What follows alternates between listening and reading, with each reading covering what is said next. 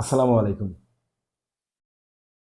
আসলে কাফি নামে যে ছেলেটা এখন খুব ভাইরাল, আপনারা দেখতে পাচ্ছেন স্ক্রিনে।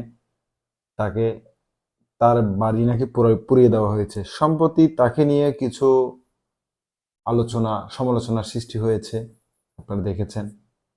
তাকে নিয়ে সোশ্যাল মিডিয়া পুরো ছয় লাভ।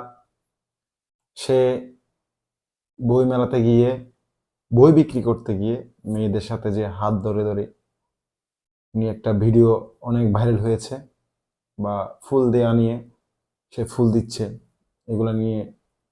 এর মধ্যেখানি, এই সময়টার মধ্যেখানি যে ধানমন্ডি ৩২-এ যে বাড়িটা ভাঙা হলো, বাড়িটা ভাঙার পর তার ১ বা ২ দিন পরেই দেখতে পাচ্ছেন আজকে আবার তার বাড়িটা পুড়িয়ে দেওয়া হলো, কাফির বাড়িটা।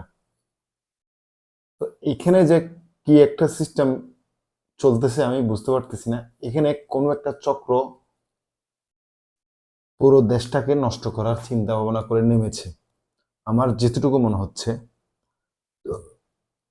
আমার নুরুল ইসলাম কাফির, এই কাফির ওর কে কয়েকটা কথা বলার আছে।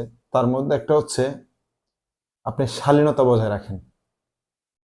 আপনি যে কাজগুলো করতেছেন প্রশংসনীয় কাজ করেছেন, আগে যে কাজগুলো করেছেন, তার মধ্যে আপনি এই যে ইদানিং এর মধ্যে যে কাজগুলো করছেন, এগুলো ক্ষীণমন্যতার কাজ করতেছেন।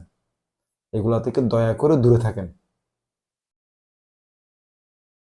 আপনাকে নিয়ে এই ভিডিও বানাবে, ও ভিডিও বানাবে, এই ভিডিও বানাবে, এটার কোনো প্রয়োজনই ছিল না যদি আপনি শালীনতা বজায় রেখে আপনার ভিডিওগুলো করেন। আপনি নিচে নামিয়েন না। নারীরা নারীর মর্যাদায় থাকবে, পুরুষরা পুরুষের মর্যাদায় থাকবে। আর ওর বাড়িটা যে পুড়িয়েছে, এটার সুষ্ঠু একটা তদন্ত হোক আমরা চাই, এবং সুষ্ঠু তদন্তের মাধ্যমে তার বাড়িটা কে জ্বালিয়েছে এটা যেন বের করে আনা হয়। এই বিষয়টা আমি সরকারের কাছে আবেদন করব। আসসালামু আলাইকুম রহমতুল্লাহ।